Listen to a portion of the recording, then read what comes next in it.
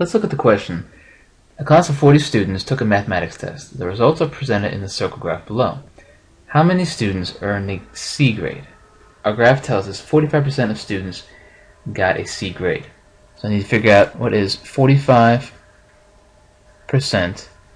of 40 students. Given my setup, I'll change 45 to a decimal. It becomes 0.45. Of translates to multiplication, and 40 is 40. 0.45 times 40, and that will give us 18. So we say specifically, 18 students of the 40 got a C grade. Let's look at the question. A class of 40 students took a mathematics test. The results are presented in the circle graph below. How many students earned an A or a B on the test? To determine this, we need to know what percentage are we dealing with. According to our graph, students who earned an A were 15%. Students who earned a B were 30%. So if we're talking about A or B, it means one or both. So that means we're going to add the percentages up to find the total percentage of students who got A's or B's. So we're essentially asking, in this case, 15 plus 30 becomes 45%. 45% of 40 students is what? Is what we need to figure out. So first, our two percentages were 15 and 30%, representing A and B students respectively. I need to find the total amount, so I'll add them to get 45%, which represents students who get an A or a B. So we need to think in terms of the question. 45% of our 40 students is what? I'll change my 45% into a decimal. It becomes 0.45. Of becomes multiplication, and 40 is 40. When I multiply, I'll get 18, or more specifically, 18 students in this class received an A or a B. Let's look at the question where a class of 40 students took a mathematics test. The results printed below. What percent of the students failed the test? And how many failed the test? So we have two questions. Looking at the graph, we can determine what percent of the students failed the test. We use A, B, and C as passing grades, which means F is our failing grade for 10%. So 10% of the students failed the test. To determine how many failed the test, we'll take our percentage and multiply it times 40. We're essentially asking, what is 10% of 40 students?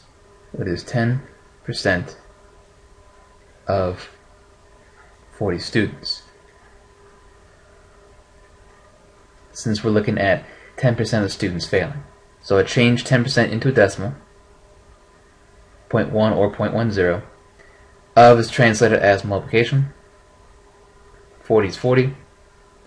When I multiply 0.10 times 40, I'll end up with 4. So in this case, 4 students failed the test. Let's look at the question where a class of 40 students took a mathematics test. The results given in the graph. How many more students earned a C than earned a B grade? So if we're going to determine this, we need to figure out individually how many students earned a C and earned a B. Using our graph, we see that 45% of the students got a C on the test. And we see that 30% got a B. So for a C grade, we said that was 45% of the students, and a B grade was 30%.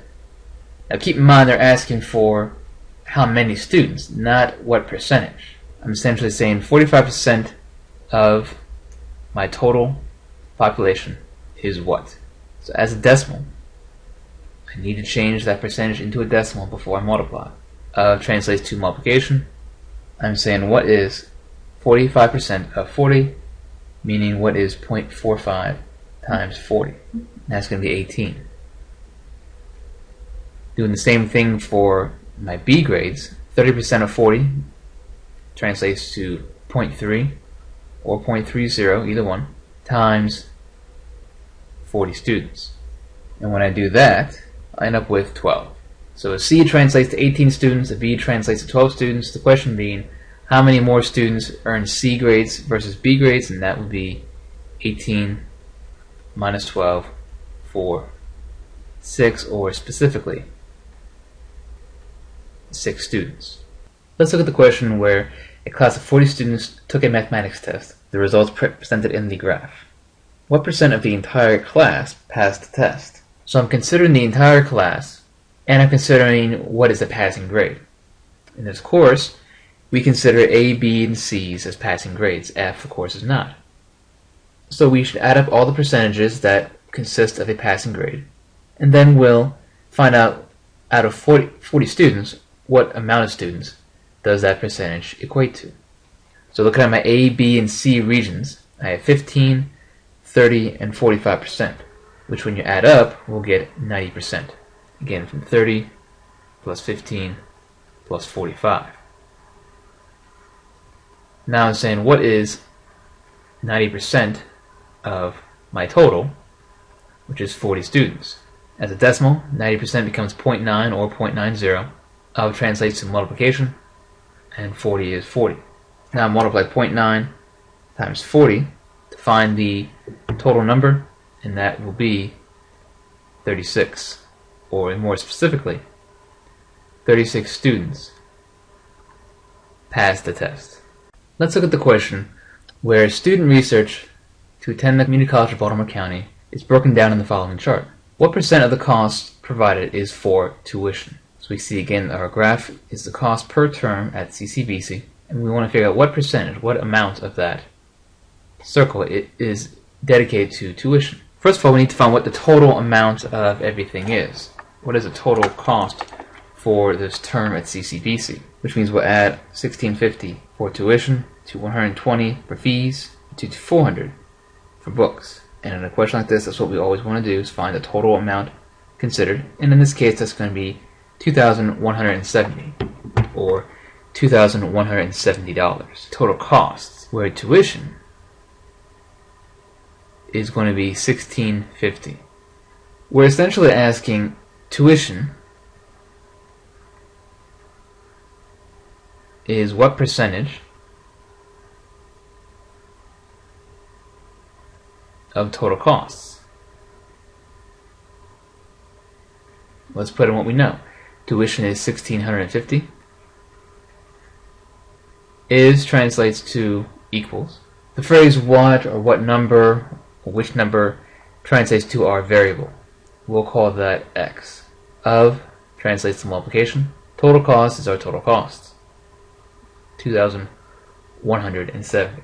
So to solve for x, we need to isolate it, which means we need to get rid of the 2,170, and the simplest way is to divide each side by the number.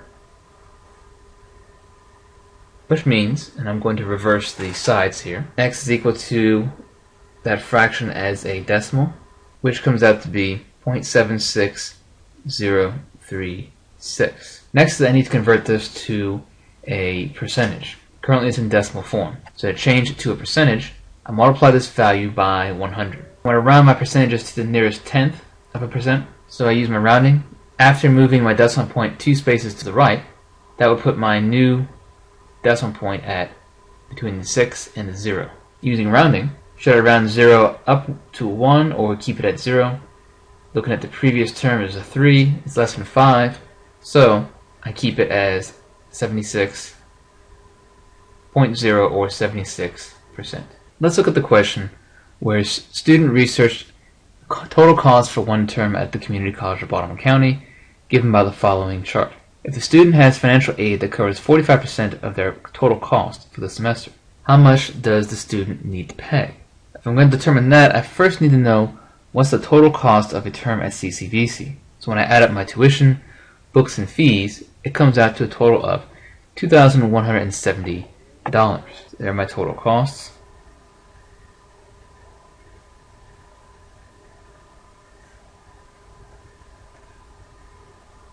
Now I know my financial aid as a percentage is 45%.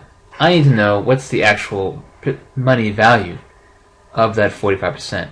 So my financial aid, we're saying, is 45% of 2,170. So looking at my expression here, financial aid, which is what I'm looking for, I'm going to put it as an x for now, is translates to equals. 45% as a decimal is 0.45. Of translates to multiplication, and 2,170 is itself. What is 0.45 times 2,170? That comes out to be $976.50.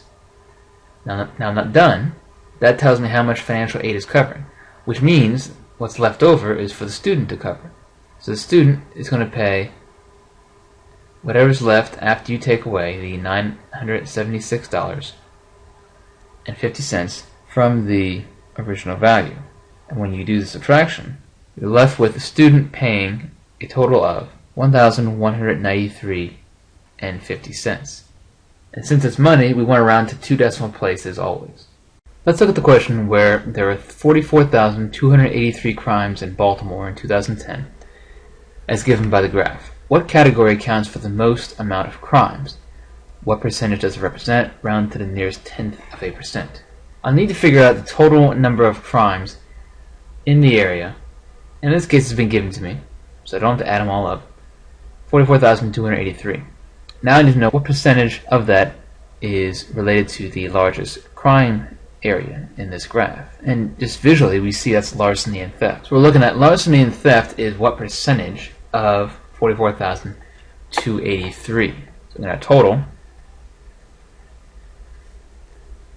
44,283, larceny being the largest category.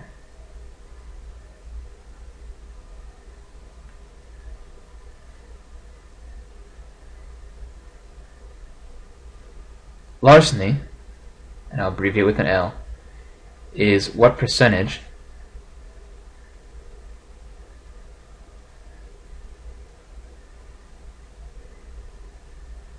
of the total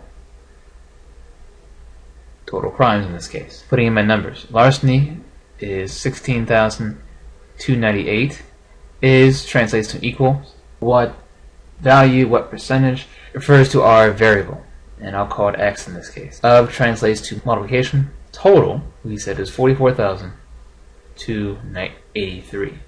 So I'm solving the equation 16,298 equals x times 44,283. So to solve for my variable, I want to isolate my variable by getting rid of the 44,000.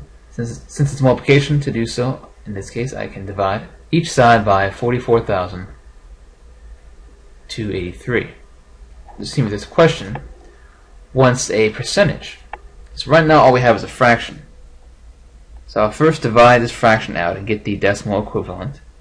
And that comes out to be x is equal to 0.36804. First, let's change it into a percentage, which means moving my decimal point 2 spaces to the right, becoming now 36.804. Since 8 is in the 10th spot, I'll look to the number to its right, and it's not 5 or greater, so it's just going to stay the way it is, and we'll say 36.8%. Let's look at the question for our scenario where there are 44,283 crimes in Baltimore in 2010, broken down into categories as seen. What percentage of the crimes are burglaries? Round to the nearest tenth of a percent. I need the total amount of crimes committed, which is 44,283. And next I need to know how many of those were burglaries. When looking at my chart, burglary was accounted for 7,573 of the crimes given in Baltimore. My total amount is 44,283, and burglaries came to a total of 7,573. So I'll set it up as my equation. Burglaries, I'll abbreviate, is what percentage of the total amount of crimes. So let's put in the numbers. Burglary is 7,573.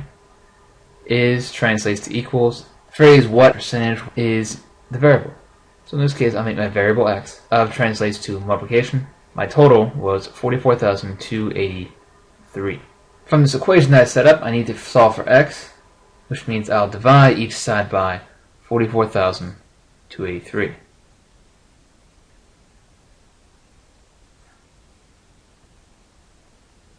Once I divide this and get the value that I need as a decimal, I'll need to change it into a percentage by multiplying by 100. So dividing this out, I get x is equivalent to 0.17101. First I need to change to a percentage, which means I multiply this by 100. The effect is my decimal point moves 2 spaces to the right. So my new value is 17.1 1. 1 would be my 10th spot. Now if I look to its immediate right, the value 0 is of course not equal to or greater than 5. So I'll leave the 10th position as a 1 and 17.1%.